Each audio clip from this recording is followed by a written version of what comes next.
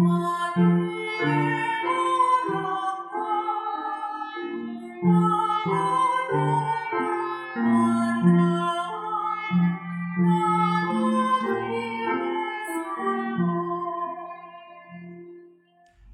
sejahtera Bapak, Ibu, dan saudara-saudari yang dikasihi di dalam nama Tuhan Yesus Kristus. Hari ini kita akan mendengarkan firman Tuhan yang menjadi renungan buat kita dalam hari ini. Mari kita persiapkan hati dan pikiran kita. Kasih karunia yang dari Allah Bapa dan dari anaknya Tuhan Yesus Kristus yang menyertai hati dan pikiranmu. Amin. Firman Tuhan yang menjadi renungan bagi kita hari ini yaitu yang tertulis dalam Yesaya 26 ayat 8. Demikian firman Tuhan.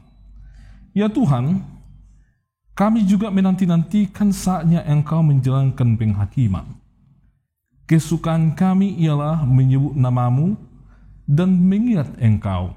Demikian pembacaan firman Tuhan. Bapak, Ibu, dan saudara-saudari, di Alkitab nama Allah itu ada banyak sebutannya. Ada yang disebut dengan Yahweh, El Sada, Adonai, El Roi, El Erom, dan masih banyak lagi. Namun, Tuhan Yesus sering memakai sebutan Allah itu dengan sebutan Bapa.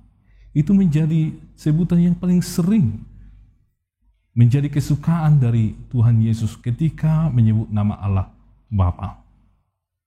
Ada sekitar 200 kali di Perjanjian Baru Tuhan Yesus mengatakan sebutan Bapa untuk menyebut nama Allah Bapa.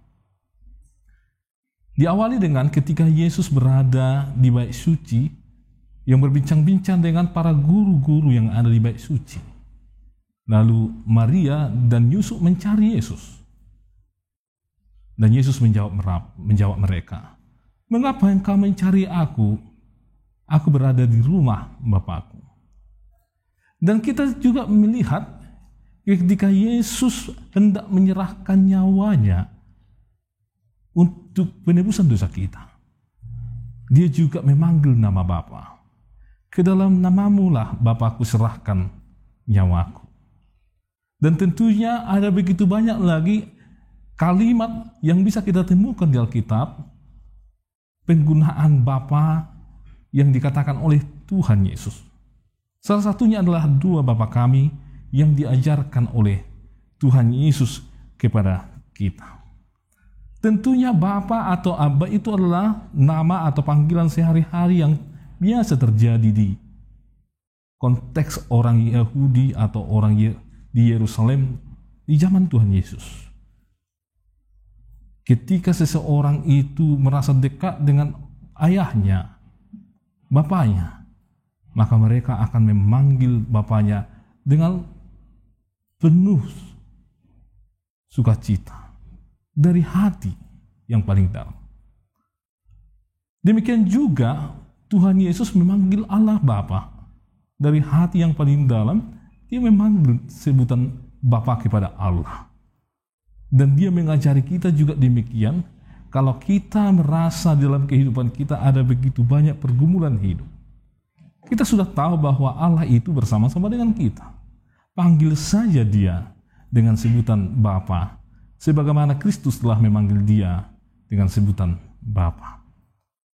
Bapak, Ibu, dan saudara-saudari, konteks dari teks kita hari ini, yaitu Yesaya 26 ini, di mana bangsa Israel pada waktu itu menghadapi kesulitan akibat dari tekanan dari bangsa Asyur yang menekan mereka dan hendak menjajah mereka. Para raja-raja dan para petinggi-petinggi di Yerusalem, mereka khawatir. Mereka tidak tahu hendak mengadu kepada siapa. Bahkan ada dari mereka yang hendak mengadu kepada kerajaan Mesir, karena mereka merasa Mesir adalah bisa diandalkan untuk menghadapi kerajaan Asyur yang sudah sangat hebat pada waktu itu.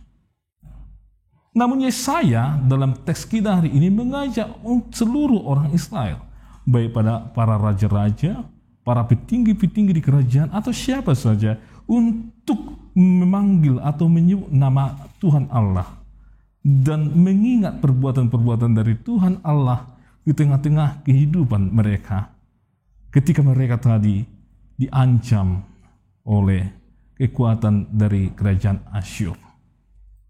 Ini tentunya bisa kita aplikasikan tengah-tengah kehidupan kita. Bapak, Ibu, dan saudara-saudari, tentu teks ini bisa kita aplikasikan tengah-tengah kehidupan kita. Kita perlu melihat bagaimana ketika Yesus menghadapi penderitaan, dia tentunya memanggil Bapa. Walau cawan yang akan dia minum tidak bisa terminum dia, tetapi dia mengandalkan Bapa di tengah-tengah perjuangan untuk menyelamatkan umat manusia dari dosa dan maut. Untuk itu memang situasi kita saat ini adalah situasi yang sangat sulit. Situasi yang kita hadapi ini memang sangat-sangat membuat kita terpukul dan menderita. Jangan pergi ke tempat-tempat yang lain, jangan pergi mencari dukungan-dukungan dari orang-orang yang kita anggap hebat di tengah-tengah dunia ini, tetapi lebih dahululah datang ke hadapan Bapa dan memanggil nama Bapa, menyebut nama Bapa, tentunya di dalam doa kita setiap hari. Orang Kristen itu terpanggil untuk senantiasa menyebut nama Bapa di dalam doa mereka. Tetapi ingat, menyebut atau memanggil nama Allah kita tentunya bukan dengan sembarangan. Martin Luther mengingatkan kita bahwa menyebut nama Allah atau nama Bapa itu adalah hanya dalam ibadah kita, di dalam doa kita, di dalam perenungan kita akan firman Tuhan, atau di saat-saat khusus yang kita kultuskan di tengah-tengah kehidupan kita. Yang kedua, Bapak, Ibu, dan saudara-saudara, tentu kita diajak oleh teks ini dalam menghadapi pergumulan kehidupan kita. Kita perlu mengingat-ingat apa itu perbuatan Allah, mengingat Allah. Bila orang Israel di dalam kitab Ulangan selalu diajak untuk mengingat perbuatan Allah atas orang itu, atas nenek moyang mereka. Bagaimana Tuhan mengeluarkan mereka dari perbudakan di Mesir, bagaimana Tuhan menuntun mereka sampai di tanah Kanaan, dan bagaimana Tuhan tetap memberkati mereka beranak cucu dan menjadi sebuah kerajaan yang besar yang mereka bangun di tanah Kanaan. Dan bagaimana Tuhan tetap menyertai mereka dalam setiap gejolak pergumulan hidup mereka, baik di pembuangan, baik bagaimanapun situasi bangsa Israel. Umat Israel diajak untuk mengingat dan merenungkan itu. Hari ini juga Bapak, Ibu, dan saudara-saudari, atas kejadian, atas kesulitan yang kita alami, kita diajak oleh firman Tuhan untuk mengingat perbuatan Tuhan di dalam kehidupan kita. Merenungkan bagaimana Tuhan memberkati kehidupan kita dari masa lalu kita, masa sekarang, dan percayalah di masa yang akan datang Tuhan akan tetap memberkati kita. Untuk itu tetaplah mengingat perbuatan Tuhan di tengah-tengah kehidupan kita. Amin. Mari kita berdoa. Ya Tuhan, kami sungguh bersyukur karena Engkau adalah Allah yang begitu dekat bagi kami, sehingga kami layak menyebut Engkau menjadi Bapa yang selalu peduli kepada kami, yang selalu memberikan apa yang menjadi kebutuhan kami, ya Tuhan. Engkau tidak pernah memberikan sesuatu yang buruk di tengah-tengah kehidupan kami, sama seperti seorang anak yang meminta roti kepada seorang ayahnya. Engkau juga, ya Tuhan, memberikan roti kepada kami, yaitu roti kehidupan dan juga air kehidupan. Tuhan, kami mohon kepadamu, berkatilah jemaat-Mu, berkati kehidupan mereka, pekerjaan mereka, dan lindungi mereka, ya Tuhan, di dalam kehidupan mereka. Lindungi dari seluruh ancaman, baik dari penyakit atau mereka yang suka melakukan kejahatan, supaya jemaat-Mu, ya Tuhan, penuh sukacita dan bersukacita atas kasih karunia Tuhan yang Tuhan anugerahkan. Berkatilah gereja-Mu, ya Tuhan, sehingga pelayanan tengah-tengah gereja-Mu bisa berjalan dengan baik di semua kategorial. Meskipun situasi sekarang, ya Tuhan, tidak sangat mendukung untuk membuat pelayanan, tetapi kami percaya Tuhan akan menuntun kami di dalam membuat pelayanan yang strategis di saat-saat sekarang ini ya Tuhan. Berkatilah bangsa dan negara kami ya Tuhan. Lindungi ya Tuhan, jauhkan dari perpecahan dan orang-orang yang hendak membuat kerusakan tengah-tengah bangsa kami ini.